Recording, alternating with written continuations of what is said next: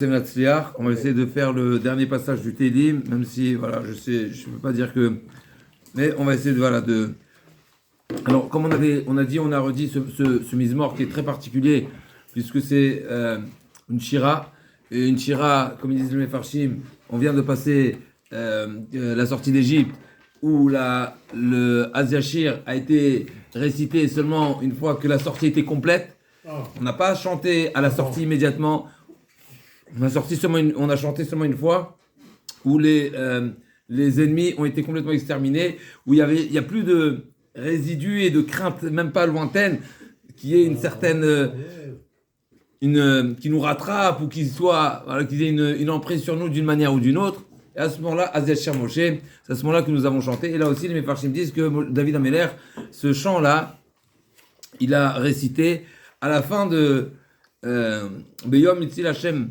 C'est une fois qu'il a été sauvé et épargné de tous ses ennemis. Et donc c'est à la fin de la période. C'est à ce moment-là que la shira, ça doit être quelque chose de vraiment de complet, où on se sent en extase. Je ne sais pas si c'est peut-être le mot exact, mais vraiment une plénitude, une libération totale. On se sent vraiment. Comment on fait la sortie d'Égypte comme alors, ce qui est...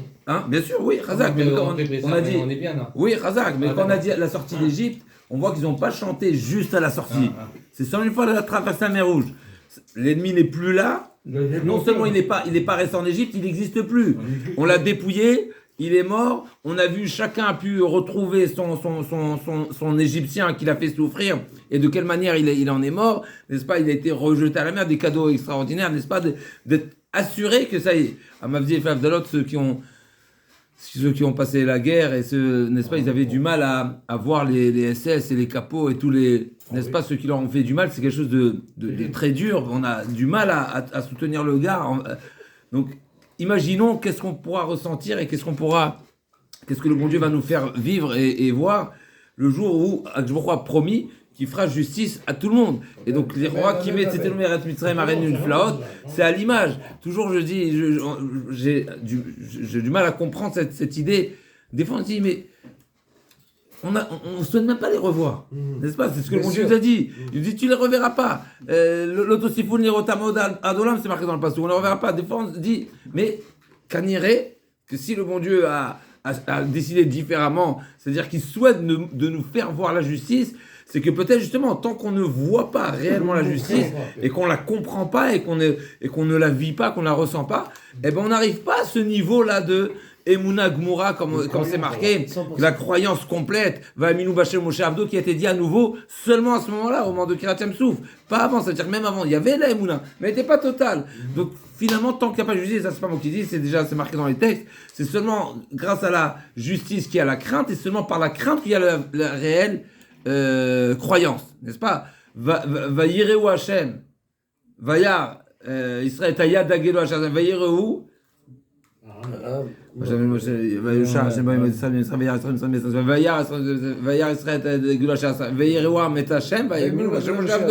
Donc il y a eu la crainte et la croyance, n'est-ce pas? Et qu'est-ce qui déclenche la crainte? C'est le jugement. Oui, mais on voit le jugement, ça a été fait quand ils sont morts les Égyptiens. Donc ça c'est cette shira là, et on sait très bien qu'il y a un certain nombre de nuances entre cette shira qui est rédigée dans le Teilim. Il était inspiré par là, peut-être par la shira, peut-être, non? David Ameler, non? C'est pas le seul à avoir fait de la shira, mais effectivement. Inspiration, non? Peut-être. Probablement. Je suis sûr. Probablement, la première shira, effectivement. Oui, probablement. La première shira qu'on connaît, effectivement, a priori, c'est celle de Moshe Rabbeinu. Ensuite, il y a Yoshua, ensuite Dévorah, ensuite. Ok, il y a eu des shiras différentes. Peut-être, non? On regarde toujours la plus grande. Peut-être, je sais pas. Toujours on regarde l'origine, effectivement. Alors on va passer à partir de Passouk Kaftet. Le Passouk qui nous dit Ki ata tayer neri, Hashem Elohai Yagi Achoshki. Donc Akash Baruch Hu Passouk Kaftet, Yutret Kaftet, Chazak. Donc Ki ata tayer neri, Hashem Elohai Yagi Achoshki. Alors ce qui est intéressant, c'est que ce Passouk, cette shira, comme nous avons dit, les remerciements sont essentiellement sur le fait qu'Akash Baruch Hu a libérer et délivrer David Améler de tous les ennemis, n'est-ce pas? Donc, ce qu'il faudra comprendre, c'est... Donc, essentiellement, on va retrouver des expressions de David Améler qui remercient Hachem d'avoir remporté les combats, mais il y a des phrases qui, on dirait, qui sont décousues. Alors, c'est vrai, quand on est à un chant, comme on avait dit déjà dans les introductions sur le Télim, des fois, celui qui est dans le chant, il a des idées qui pas forcément comprend le lien, etc. Mais on va essayer quand même de comprendre. Il y a quand même un rapport entre. Il faut bien comprendre une suite logique dans les psukim, n'est-ce pas? Donc, le pasuk qui dit comme ça. Alors, je vais rapporter le Radak qui nous dit. Ce pasuk-là, c'est une introduction à la suite. Qui a Tatayerneri, Hachem Eloah, donc à Kejborou, t'es ma lumière, tu éclaires mon air, ma veilleuse.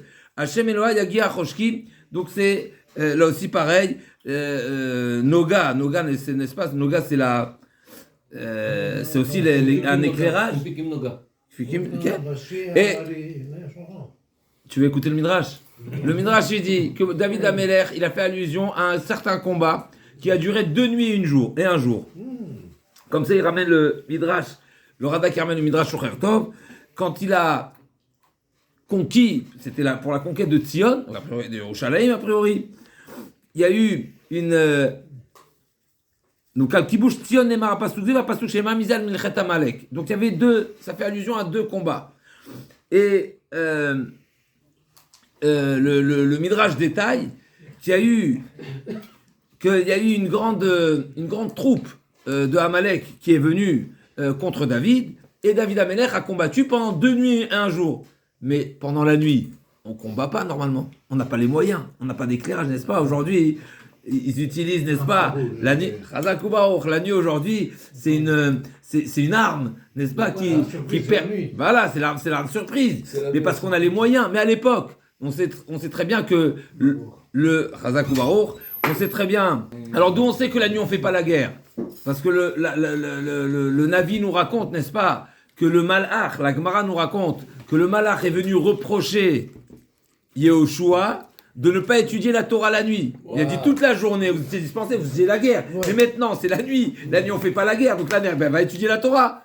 Yehoshua Balaylaou. Et donc, Vayalan Behemek. Et donc, il a étudié pendant toute la nuit.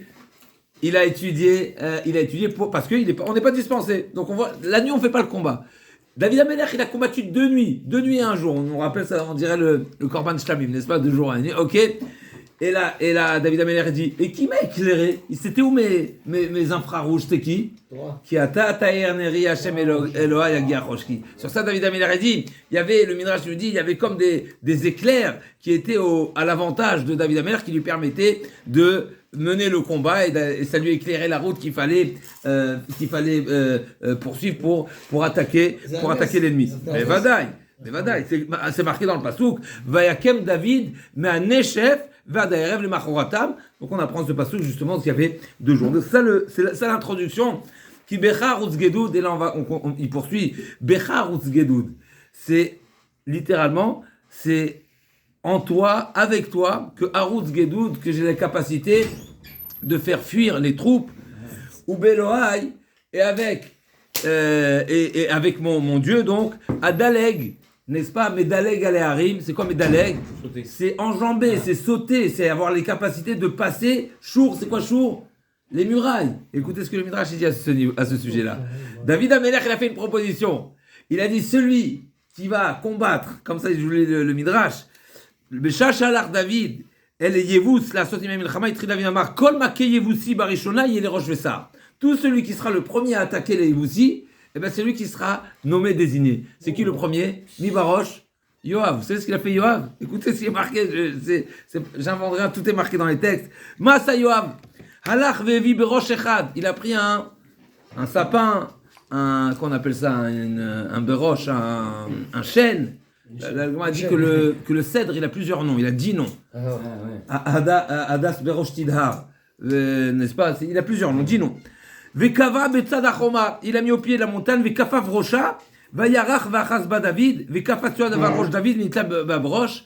Donc il a pris un tronc, donc un arbre, il a mis au pied de la montagne, il a fait a priori la courte échelle sur David Ameler, je vous dis, Achazba David, Vekafat Yoav al Rosh David. Donc c'est David Ameler qui tenait le tronc, l'arbre, Yoav qui a sauté au-dessus de David, il s'est agrippé à l'arbre, et c'est comme ça qu'il a passé la montagne, la muraille, pardon. David Ameler, maintenant, il voit Yoav qui est rentré, qui a pénétré la ville. C'est une forte. Mais aujourd'hui, qu'on appelle ça, les commandos, katana alehem, al Yoav. Katana alehem. Ok. Non, mais c'est élastique, c'est. Mais Razak, il y a un autre midrash qui dit qu'il a fait comme ça. Il s'est projeté dans la ville comme le saut à la perche. Il a fait comme le saut à la perche, il a atterri dans la... Il a mis 2-3 jours pour se remettre, ensuite il les a combattus. En tout cas, là c'est pas précisé le détail, mais a priori c'est dans ce combat-là. Donc il a réussi à pénétrer. Maintenant David Ameler, qu'est-ce qui va lui tenir l'arbre et qu'est-ce qui va lui permettre? Il avait peut-être pas les capacités, je sais pas, on ne peut pas dire ça, mais en tous les cas, comme ça Midrash dit, David Ameler, Razak a fait maintenant, David Ameler, vous savez ce que le bon Dieu il a fait? Ou Beloa Yadalekchour. Le bon Dieu, il a abaissé la hauteur de la muraille, c'est comme ça qu'il a fait. Je vous lis, c'est pas. Pourquoi ça s'appelle Adaleg? C'est ça, dis-nous que c'est passé au-dessus. Ve'achaz ba David, ve'kafat Yoav al rosh, David v'inta b'rosh, ve'dilek lachoma. Amar David il a dit, Yelemeni tzadik chesed v'yorcheni, ma sa keshbochu, kitzer et achoma, ad she'ala David acharav, shenemar Beloa Yadalekchour. C'est ça le sens, Beloa Yadalekchour, au sens premier. David Ameler remercie Akadosh Baruch Hu de lui donner la capacité d'être médaleg, c'est sauter, c'est enjamber littéralement. Adaleg Shur, c'est la muraille. Ça c'est déjà, il ne vit pas beau ce chidouche. Voilà, donc ça c'est. Maintenant, ce qui est difficile, c'est la suite. Ha'el Tamim Darko Imrata Donat Tzerufa Magenu Lechol Achosimbo. Ha'el, donc Hachem, Tamim Darko, ses chemins sont parfaits. Chazak Baruch. Imrat Hashem, la parole d'Hachem, Tseroufa, c'est comme Kitzrof Kesef, c'est comme celui qui purifie, qui épure l'or et l'argent, n'est-ce pas? C'est Kitzrof Kesef, celui qui épure l'argent. Il y a toujours l'orfèvre, l'orfèvre c'est celui qui le travaille plutôt, mais ok. En tout cas, Magen ou c'est une protection. L'école Achosibo, tout celui qui se met. Non, mais c'est pas, on avait dit Chassout, c'est quoi Chassout? Chassout en israélien, c'est quoi Chassout? C'est celui qui couvre. Comment on dit en. Sponsor. Celui qui sponsorise. Chassout. Si tu sens que tu es sponsorisé par. Tout va bien, n'est-ce pas? Alors la question est, quel est le lien avec ce qu'on vient de dire? David Ameler, il est en train de remercier Akadosh Baruch Hu de lui permettre à mener des combats de manière miraculeuse, et Yoav qui arrive à pénétrer, et la muraille qui se baisse. On va voir une Gemara encore qui est très belle aussi. Quel rapport maintenant avec la parole d'Hachem, Imrat Hachem Tseroufa, Magenu Lechol Achim. Quel rapport maintenant avec la guerre? Quel rapport la parole d'Hachem? Sur ça, il y a deux explications. D'abord, avant de répondre, on va rapporter la question dans la Gemara, dans Yoma, qui nous dit, il y a une contradiction dans les textes. D'un côté, tu me dis, Imrat Hachem Tseroufa, Kitzrof Kesef, quand on épure de l'argent, il y a un coût, il y a des résidus, on a frappé. Et d'un côté, on dit que les Amarot Hashem Teorot, n'est-ce pas, les paroles d'Hachem sont pures et quoi? Et Pikoudé Hashem Yesharim et Samchelev. Donc je ne comprends pas. C'est une souffrance, c'est une difficulté, c'est un travail ou c'est joyeux? La Torah, c'est comme on le voit ce soir, ou c'est un petit peu dur et feu bûcher? C'est ce qu'elle répond à ça, la Gemara. La Gemara dit ça dépend. Deux réponses dans la Gemara. Zacha, mais ça marteau. Celui qui mérite, je ne sais pas ce que ça veut dire, mais il faut mériter. La Torah, c'est dur. La Torah, c'est Nikne Beisurim, c'est marqué. Comme Eretz Israël, Nikne Beisurim. La Torah, Nikne Beisurim, ça s'acquiert pas facilement. C'est pas comme ça qu'on devient un Talmid Chacham, n'est-ce pas? Vous savez c'est quoi un Talmid Chacham? Vous savez combien de nuits blanches il a fait le Rav pour devenir ce qu'il est devenu? Pas comme nous, on se la raconte, n'est-ce pas? Il ne faisait pas ça le Rav, n'est-ce pas? D'accord? Donc, pour maîtriser la Torah, il faut bûcher. Mais Zacha, mais sa marteau. C'est grâce à lui qu'on fait ça. Bien sûr. Mais Zacha, mais sa marteau. Pour que la Torah nous réjouisse, il faut le mériter. C'est pas donné à tout le monde. Et effectivement, c'est pour ça qu'il y a les deux réalités. La réalité, c'est que la Torah, il faut bûcher, il faut travailler, il faut peiner, il faut du hamal, exactement, la hamal. Mais d'un côté, c'est marqué également que celui qui est zoré, eh ben, Pikoudachim Misharim, mais Samchelem, c'est une région très particulière. Ça, c'est la première réponse. Rish Lakish Amar. Deuxième réponse, il dit Rish Lakish. C'est quoi pour répondre à la contradiction? Est-ce que la Torah, c'est quelque chose qui est comparable à un travail très difficile et donc qui est à la limite une souffrance, comme on l'a dit Nikla Bisurim, ou bien c'est réjouissant? Rish Lakish Amar Migoufé Dikra. Zacha Tsorafto Lechaim. Lo Zacha Tsorafto Lemita. Carrément. C'est le tirouf lui-même. Dans le tirouf lui-même, il y a, sans répondre, sans faire la comparaison et répondre aux deux questions. Le mot tirouf, ça peut être dans les deux sens. Ou la tirouf, ça le prépare et ça le fait mériter ça le blanchit, donc ça l'épure et donc il mérite la vie. Soit au contraire, comme on sait, qui est Sharim Daché Hashem, Sadiki Mirchouba, ou Poshim Mikashuba. Il y a un autre passage qui nous dit également, on retrouve que finalement la Torah, malheureusement, celui qui n'en fait pas un bon usage, eh ben, ça peut l'amener à la mort. Ça peut lui faire poser toutes sortes de questions, il peut être perturbé, ça peut le révolter. Lo allez-nous, que nous sachions pas ce que ça veut dire. Mais ce qui est sûr, il faut mériter. Donc c'est pas donné à tout le monde. Juste, je continue quelque chose de Ken. Je vais rapporter troisième enseignement au nom de Rabbi Shimon ben Yochai. Rabbi Shimon ben Yochai nous dit à ce sujet-là.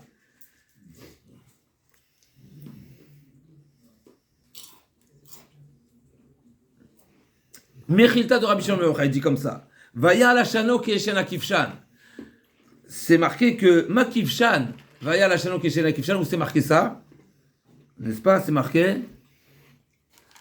marqué dans Matan Torah. Vaya la shano ke'eshen akivshan. Dans Matan Torah, c'est marqué qu'il y avait de la fumée, comme la fumée du kivshan. Le kivshan, c'est le four. Qu'est-ce qu'on fait dans ce four-là?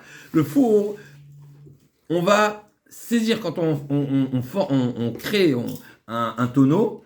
On va le sécher et le saisir pour qu'il durcisse et le rendre vraiment solide, n'est-ce pas? Après, tout dépend de la performance du tonneau. Et plus il est capable, selon sa qualité, eh ben on mettra différents liquides à l'intérieur ou bien même on les utilisera à chaud, etc. Et donc il nous dit Kiv Shanze Bodek et Achavit, mehen yotzot le yaïn, ou mehen yotzot le shemen, ou mehen yotzot charuzot, de même que en finissant la cruche, le tonneau, eh ben on va définir qu'est-ce qu'on en fera avec. Eh ben pareil, car divrei Torah bodkim et bnei Adam, veken omer imrat Hashem tzerufa, halon nitnat mitzvot ela lo nitnu mitzvot ela litzrof b'hem et abriot. De même que la touche finale, comme ça je comprends, après peut-être il faut plus approfondir, mais comme ça je comprends plus que, de même que la touche finale d'un ustensile, c'est ça ce qui va définir son utilisation, son utilité, de quoi on est capable de faire avec, et bien pareil la Torah, c'est exactement pareil. Les mitzvot, elles sont là pour parfaire l'homme, et bien chacun selon son niveau. On est bon, donc on a trois enseignements ici. Et la question que je me pose, c'est quel rapport ici avec ce qu'on vient de parler précédemment, Bedloya, Dalekshur, etc. L'Irora, la réponse elle est simple. Vous savez ce que David Ameler il dit? Vous savez grâce à quoi je pense? David Ameler dit, vous savez grâce à quoi j'ai mérité cette présence d'Hachem et de réussir à combattre miraculeusement tous les ennemis? C'est parce que je considère, parce que la Torah, elle m'a purifié. Parce que la Torah, elle m'a parfait. Parce que la Torah, elle m'a amené à des niveaux particuliers. C'est ça, la Imra d'Hachem, elle est Tseroufa. La Imra, la Tamim Darko, les chemins d'Hachem sont parfaits. Ça veut dire quoi, ils sont parfaits? Ils sont parfaits pas seulement, la Torah nous permet d'avoir une conduite et une hygiène de vie et une discipline particulière. Non. Mais même quand il s'agit de faire la guerre, eh ben, grâce à cette conduite-là qu'on a prise sur nous, d'être mitztaref, d'être metzouraf, d'être parfait, d'être blanchi, d'être consolidé par ce kivshan, eh ben, ça, c'est nous a forgé, eh ben, c'est ce qui nous permet de remporter le combat et de gagner la guerre. Bisrout à Torah. Comme ça, c'est marqué. C'est ça le lien, l'Ichora, sinon on ne comprend pas le rapport. C'est exactement justement ça. C'est ça le Magen. La Torah, Anochi Magen Lach, la Torah. Bien sûr, c'est ça la question de votre question. Parce qu'en fait, Torah, il y a un lien direct entre la reconnaissance et le remerciement de David Ameler d'avoir réussi encore une fois, à mériter des délivrances qui sont surnaturelles. Et pour mentionner le Malbim nous dit, il y a deux. Alors, le Malbim rentre dans une explication qui est très profonde, très fine. Je vais la dire vraiment d'une manière très superficielle, mais elle est très profonde. Il nous dit le Rav comme ça. Il nous dit en réalité, l'homme, Hachem, il sauve la personne de deux manières. Souvent, il va dans cette même direction, mais là, il rajoute une petite pépite très intéressante. Il dit, Hachem, il a deux anagotes. Il a des anagotes qui nous paraissent naturels, des Hateva, dans les règles de la nature. C'est pas surnaturel. C'est pas comme la montagne qui a baissé, etc. Et il y a l'ordre qui est surnaturel, comme ce qu'on a vécu en Égypte, etc. Et l'homme pense qu'il y a une différence entre les deux. C'est-à-dire que quand Akadosh Baruch Hu nous a sauvés et nous a produit un miracle qui est de l'ordre naturel, une délivrance, pardon, qui est de l'ordre de la nature, eh ben on dit ok, ben c'est la nature. C'est pas particulier, c'est pas extraordinaire, c'est normal. Quand c'est surnaturel, on a l'impression, là Hachem il est particulier. Hachem il est mémoral. Alors que tous les jours on respire. Mais en réalité, le pasteur qui dit, sur ça David Ameler, je vous lis David Ameler, il dit en réalité, les deux délivrances, c'est la même chose. Pour Hachem, le nature ou le surnaturel, c'est la même chose. La nature ou le surnaturel, c'est la même chose. Le point commun, c'est quoi? C'est la volonté d'Hachem de nous délivrer. Mais qu'est-ce que ça change de quelle manière? Sur ça, il a dit, David Ameler, il dit, El Tamim Darko, Imrat Hachem Tserufa Magenu Lechol Arsimbo. Tamim Darko, c'est-à-dire qu'en réalité, que ce soit d'un sens, que ce soit d'une manière, d'une expression ou d'une autre, c'est la même chose. C'est Tamim, c'est la même chose. C'est un même devoir pour nous. On est censé avoir la même reconnaissance. Ça change pas de quelle manière précisément ça c'est. Alors, encore une fois, je vais dire un petit peu. C'est le même chemin. La forme, elle est insignifiante. Parce que pour Hachem, il n'y a pas de différence. Et le fond de l'idée, c'est le même. Qu'on doit remercier Hachem, qu'on doit reconnaître qu'Hachem nous a choisi, nous a délivrés, a voulu, a veillé sur nous, etc. Donc, qu'est-ce que ça change la forme? Parce que nous, on appelle miracle, pour lui, c'est pas miracle. Mais en réalité, voilà. Mais pour nous, tout est miracle en réalité. Et ça, c'est le Ramban. Et ça, c'est le Ramban Parashat Bo. Notre devoir, c'est de croire à travers les miracles révélés, les miracles qui sont visiblement miracles pour nous. Eh ben, ça doit nous amener à croire et à accepter et à intérioriser que tout est miracle. C'est ça notre devoir. Tout est miracle. Il y a pas puisque finalement, c'est quoi miracle? C'est le bon Dieu qui a décidé des règles de la nature, n'est-ce pas? Bien sûr. Mais en réalité, même les règles de la nature, c'est la volonté d'Hachem. Et quelle est la différence si la volonté d'Hachem est soit que le feu brûle et que l'eau éteigne le feu et que et si le bon Dieu décide à un instant que ça change? Alors, c'est vrai qu'il y a quelque chose qui est marqué dans la Gemara, finalement, qu'Akadosh Baruch Hu ne va pas faire, s'il n'y a pas de raison, il ne va pas faire de miracle qui change les règles de la nature. D'accord? Parce que Akadosh Baruch Hu a décidé que le monde, Keminago Noé, d'accord? Mais finalement, celui qui est méritant, eh ben pour lui, quelque part, il n'y a plus de règles de la nature. Quelqu'un qui est lié à la Torah, c'est comme le fameux Orachem Akadosh. Mais oui, parce que Orachem Akadosh nous dit, comment se fait-il que Moshe Rabbeinu, le fameux Orachem Akadosh, Moshe Rabbeinu, il a eu du mal avec la mer, à demander à la mer à se couper en deux. La mer lui dit non, moi je suis né avant toi t'es avant moi, je suis plus grand, t'as l'air. On comprend pas ce qui se passe, n'est-ce pas? Alors que Rabbi Pinchas Ben Yair dit quoi au fleuve? Il dit quoi au fleuve, Rabbi Pinchas Ben Yair? Il dit laisse-moi passer, sinon je te sèche. Il n'y a pas de discussion, n'est-ce pas? Comme il a dit, n'est-ce pas? Il coupe court, c'est le cas de le dire. Il coupe court, n'est-ce pas? Alors quoi? Le Rabbi lui dit, je comprends pas. Quoi, Rabbi Pinchas Ben Yair, c'est plus que Moshe Rabbeinu. Moshe Rabbeinu, il faut rentrer avec les discussions. Et il y a un Maseh Matan, et il y a un problème, et il y a les anges, et les accusateurs. Et oui, il y a la pression. Non, mais ça c'est une question ce que tu dis. Malgré le niveau de Moshe Rabbeinu, malgré tous les millions de juifs qui sont derrière Moshe Rabbeinu qui attendent, Rabbi Pinchas Ben Yair était seul. Il était accompagné avec des goïs. Même le goï il est passé avec, n'est-ce pas? Et malgré tout, il lui dit, c'est quoi pourquoi? C'est quoi la différence entre les deux? Là, on est avant le don de la Torah, là, on est après le don de la Torah. Après le don de la Torah, Rabbi Pinchas Ben Yair, il vient avec le mérite de la Torah. Moshe Rabbeinu, il était avant le don de la Torah. Avant la force de la Torah. Si tu viens avec la Torah, elle a été créée avant le monde. S'il a été créé avant le monde, il n'y a plus les règles de la nature, il n'était plus limité aux règles de la nature, puisque la Torah, elle a devancé. Donc si tu maîtrises la Torah, tu es au niveau de la Torah. Donc ça c'est...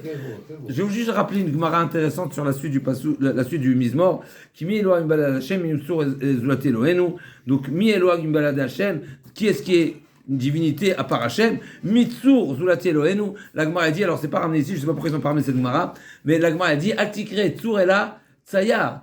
C'est quoi Tsayar? Akadosh Baruch Hu, il est Tsar Tsura Betor Tsura, comme ça la Gemara a dit. C'est quoi Tsayar? Tsayar, c'est un dessinateur. Akadosh Baruch Hu, il dessine le fœtus dans, n'est-ce pas, il dessine dans un dessin, comme ça c'est les mots de la Gemara. Tsar Tsura Betor Tsura. L'homme, c'est une Tsura, et Akadosh Baruch Hu dessine le dessin du fœtus alors qu'il est à l'intérieur du corps de sa mère. Ça c'est la part, d'accord? La suite c'est quoi? Elle a Darké, Meshavé Raglaï Ka'ayalot, Meshavé, donc il est machevé, donc il m'a donné des jambes comme les Ayalot. Alors le Rachid dit pourquoi Ka'ayalot? Parce que les pas, comme ça je vous lis, Ayalot c'est au féminin, parce que les pas féminins sont plus précis, sont plus exacts que les pas masculins. On sait que voilà, on me dote Beyosher Yoter Michel Straim, c'est les mots de Rachid. Et ensuite, Melamed Yadaï la Milchama. Je n'ai pas compris. Pourquoi ils sont les vrais féminins? En général, les dames, ils sont plus... Tu réfléchiras et tu comprendras. Meshavé Raglaï Ka'ayalot Bavtaï Mideni. Melamed Yadaï la Milchama. Melamed Yadaï la Milchama. V'nichata Keshet Nechusha Zerotai. Là, David Amelech révèle. Melamed Yadaï la Milchama. David Amelech déclare ici, c'est Akadosh Baruch Hu qui enseigne, qui... Je suis l'apprenti direct de mes mains. C'est Akadosh Baruch Hu qui me fait faire la guerre. Mais la Med Yadaï la Milchama, c'est Akadosh Baruch Hu qui me fait réussir, qui fait réussir à mes mains à combattre. Vinichata Keshet Nerusha Zerotai est pareil. Le Keshet, pareil, la droit, n'est-ce pas? On sait que Kechetzim Biad Gibor Kenbina Neorim, on sait que la force de la flèche, n'est-ce pas? C'est son la force. Nerusha, c'est la force d'Akadosh Baruch Hu. Vatiteni Magen Ishecha. Tu m'as donné le bouclier, c'est pas que moi j'ai. Mon bouclier, c'est ta Yeshua, c'est ta délivrance. Viminechat Isradeni, c'est ta droite qui me soutient. Van Vatecha Tarbeni, et tu as Irbita Midata Anvatecha Anvatecha Litnei Baimi. Voilà, David Amelech reconnaît que le fait qu'Akadosh Baruch Hu est gracieux envers David Amelech, c'est une anava d'Akadosh Baruch Hu, n'est-ce pas? C'est quoi la anava? La anava, c'est d'être capable de voir les plus petits que soi, n'est-ce pas? On apprend Bechol Makom Shatamotse Gdulato Shakadosh Baruch Hu Shamatamotse Vetanuto, n'est-ce pas? C'est marqué dans la Torah, dans le Midrash, etc. Donc en réalité, c'est la grande anava. Le bon Dieu, il se baisse à nous. Le bon Dieu, il se met, n'est-ce pas, à nous délivrer, à nous faire du bien, etc. Mais c'est la plus grande anava, n'est-ce pas? Van Vatecha Tarbeni, Litneg Baimi. Ça veut dire, c'est David Amelech considère que ce que Akadosh Baruch Hu le gratifie, c'est l'expression de l'anava d'Akadosh Baruch Hu. Et là, on arrive à une Gemara magnifique qui est dans Sanhedrin. Je fais un petit peu vite, voilà, pour essayer d'arriver au bout. Tarif Tzadi Tartai Velo Madoukar. La Gemara raconte sur ce pasouk-là. Donc, Tarif Tzadi, si on traduit littéralement, tu écartes, voilà, mais pas. C'est-à-dire, si on va dans le sens pshat, c'est une manière de dire que tu me donnes les capacités d'avoir des grands pas. Donc, c'est pour courir et poursuivre mes ennemis rapidement. Vélo Mahadou Karsoulaï, les Karsoulaïm, c'est les chevilles, n'est-ce pas? L'Omahadou, le Targum traduit, ils n'ont pas été ébranlés, mes chevilles. En général, quand on fait des grands pas, on a des chances de faire de tordre la cheville, etc. Donc mes chevilles, voilà, on a voilà, Chazak Uba. On a un exemple vivant, Chazak Uba. On sait que là aussi, il faut remercier Akadosh Baruch Hu, à Mechin Mitzad des Gaver. Nous, des fois, avec un faux pas, avec un petit truc, Chaz Veshalom, et les broches, etc. David Amelech, il dit, tu m'appelles,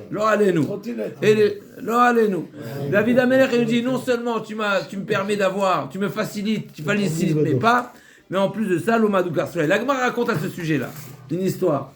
David Amelech, il s'apprêtait à y chasser. On a raconté cette histoire ou pas? Chasser. Et il visait un cerf Et le cerf, il n'arrivait pas à l'avoir. Donc c'est pas normal que David Améler ne réussisse pas. Il y a un problème ici.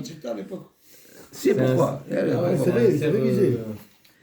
David Améler qui rate sa cible. N'est-ce pas comme ça c'est marqué? Ata Satan, en réalité, c'était le Satan. Le Satan qui s'est déguisé en tsui. Donc Yom Echad, comme ça c'est marqué. Yatsa David, David Améler est sorti chasser. Et le Satan s'est déguisé en cerf.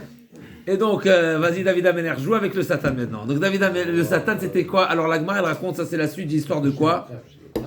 Le bon Dieu avait un reproche sur David Améler. J'écourte et là que je me il a dit à David Améler, ou bien c'est toi qui vas en souffrir, ou bien tu vas perdre tes descendants. David Améler dit, je préfère prendre la souffrance. Vous savez ce que ça lui a coûté? Cette histoire. Cette histoire, qu'est-ce qu'elle nous raconte cette histoire? Que David Améler, le Satan s'est amusé avec David Améler, et il lui a fait un guet-apens. Donc il y a un cerf devant David Améler. David Améler cherche à chasser et il se sauve. Et David Améler lui court après. Et le cerf lui fait des clins d'œil. Vous savez où le cerf l'a amené? Chez les Palestiniens. Oh non. Ouais. Vous savez où il a atterri? Chez le frère de Goliath. Wow. Goliath, le frère de Goliath, qui voit David Améler, il dit, oh, c'est lui l'assassin. C'est Shalom, là, nous. C'est lui le rouquin. Le rouquin qui a tué mon frère. Maintenant, il est seul, je vais m'occuper de lui. Qu'est-ce qu'il a fait? Lui aussi, c'est un Goliath, un deuxième Goliath, n'est-ce pas? Comme ça, comment on raconte dans Sanhedrin. Donc, c'est marqué. Comment il s'appelle? Il est arrivé à Ishbi. Ishbi, c'est le frère de Goliath. Il est arrivé à Nov. Et donc, il a reconnu David Améler. Il a dit, maintenant, je vais me le faire. Vous savez ce qu'il a fait? Il a mis sous un tronc d'olivier. Alors, je sais pas, pour moi, l'olivier, c'est pas un arbre aussi un peu impressionnant, mais en tous les cas. Et qu'est-ce qu'il voulait faire? Ok, moi je connais pas. Pour moi, les oliviers, c'est des petits arbres. Non, c'est des arbres dans des arbres. Il y a plusieurs. Oui, mais quand tu veux écraser quelqu'un. Ben oui, c'est pas avec un olivier, tu prends un. Oui, la chaîne, t'as raison, t'as des chaînes de 100 mètres, t'as raison. Vous savez ce qu'il a. Alors, a priori, David Améler, il était peut-être pas impressionnant. Voilà, n'est-ce pas? Ok. Donc, il a pris un arbre, il a dit, c'est quoi? Je vais me mettre dessus et je vais l'écraser. Comme ça, je vais lui faire une pita. D'accord? Vous savez ce qu'il a eu comme Ness? T'arrives, t'as dit Tartaï, l'Omadou Karsoula. Je vois qu'il a fait un Ness, que le dessous de David Améler, la terre qui est en dessous de David Améler, s'est enfoncé. Et donc il était. Vous savez ce qu'est la suite de l'histoire, qui n'est pas rapportée ici? C'est que Yoav a senti quelque chose, qu'il y avait un problème. Il a dit, il est où David? Il avait un problème avec David. Il a dit, si David il n'est pas là, alors je ne me rappelle plus du détail. Il s'est égaré. Mais qu'il a senti qu'il y avait quelque chose qui n'allait pas bien. Il est parti, il a retrouvé David Améler là-bas, il est parti le sauver. Et malgré tout, même Yoav et David, ils craignaient, ils se sont poursuivis jusqu'à ce qu'ils ont tiré Yishbi jusqu'à dans les territoires, de manière à être hors danger. Et malgré tout, vous savez comment ils ont réussi à tuer? Parce qu'il était enragé, le frère de Goliath. Même David et Yoav, les deux, ils craignaient. Alors peut-être parce qu'ils ont compris que ici Hachem, voilà, il y avait le Satan ici dans l'histoire. Vous savez comment ils ont réussi à le tuer? Ils ont dit, tu sais quoi? Ils ont rappelé que sa mère, Yoav, avant de venir, de rencontrer David, il a rencontré la mère de Goliath. Et il l'a tué. Il l'a tué. Avant de retrouver David Améler, en chemin, il a vu la mère de truc, il a dit, je me la fais celle-là, il a tué. C'est pas des sœurs Ruth et c'est pas des... Or pas. Qu'est-ce qu'il a tué? Yoav, il a tué la mère de Ishbi. À un moment donné, il se retourne vers Ishbi, il lui dit, tu sais quoi, va voir ta mère, elle est morte. Et là, il a été pris qu'on appelle ça, il a été affecté, il a été pris de peine. Et donc, à ce moment-là, ils ont réussi à le tuer. C'est ça, ce passage. Donc, t'as dit Tartaï, c'est la Gemara dans Sanhedrin. Incroyable. Les histoires qu'il y avait là-bas, c'est incroyable. Moi, c'était incroyable. Ok. Emchatzem. Alors, ici, il y a un passouk très intéressant. Et encore une fois, pour ce passouk aussi, je ne sais pas pourquoi c'est pas rapporté les textes qui nous montrent une particularité dans les guerres et les combats de David Ameler. David Ameler nous dit une phrase très très forte ici. Erdof oivai vasigem velo ashuvat kalotam. Qu'est-ce qui est dit dans cette phrase? La Gemara nous dit que David Ameler, il était d'un tellement grand niveau qu'il était capable de dire, comme on a dit tout à l'heure, les pasous qui n'est-ce pas, Meshavé, Raglaïka, Melamed, Yadel, Melchama, Vatsen, Imagen, Ishecha, etc. David Ameler était tellement convaincu que c'est pas lui qui mène le combat, c'est Hachem qui mène le combat. Il dit, c'est quoi, moi je suis capable de Erdof, Oivai Vasigem, Velo Ashuvat Kalotam, je vais poursuivre mes ennemis et je ne reviendrai pas jusqu'à ce que je les extermine totalement. Et je ne me tromperai pas à penser un instant que c'est pas la main du bon Dieu qui a réussi à combattre. Alors que Chizkiyahu, qu'est-ce qu'il a dit? Il a dit, moi je reste dans mon lit et toi tu t'occupes de Sancheriv. N'est-ce pas? Moi je veux pas. Pourquoi? Parce qu'il y a ce risque, Chaz Shalom, de penser un instant que c'est moi. David Ameler était d'un tellement grand niveau, il dit, je ne crains rien. Je sais que quand je fais le combat, c'est pas moi. Mes mains, c'est pas mes mains. Ma force, c'est Akadosh Baruch Hu. Donc je crains pas à tomber dans le panneau et penser un instant, j'ai gagné, j'ai vaincu, j'ai combattu. Rien du tout. Je sais chaque instant. Ça c'est la force de ce pasouk-là. Erdof, Oiva, Iva, Sigem, Velo Ashuvat Kalotam. Parce que sinon, qu'est-ce qu'il vient de dire David Ameler ici? Je vais poursuivre. Mais l'idéal, c'est de ne pas les avoir des ennemis. Pourquoi? S'ils sont là, il y a toujours des ennemis. Non, alors occupe-toi, non, alors. Mais alors, non, mais pourquoi David Ameler, il va dire, c'est quoi? Je vais les poursuivre. J'ai la rage mais demande au bon Dieu qui s'en occupe, comme ça ne arrive. Occupe-toi-en. Et là-bas, qu'est-ce qu'il voulait dire ici? Non, c'est que je suis tellement conscient que c'est toi qui fais tout, je vais aller jusqu'au bout. Je vais aller jusqu'au bout. C'est Hachem qui fait tout. J'ai pas c'est Hachem qui l'envoie. Et s'il vient, c'est Hachem qui l'envoie vers le. Ah ouais, ça, il y a fait mot ce que tu rajoutes, il y a fait mot ce point-là. C'est-à-dire que maintenant, ce que tu dis, c'est après du Malbim, il y a fait mot.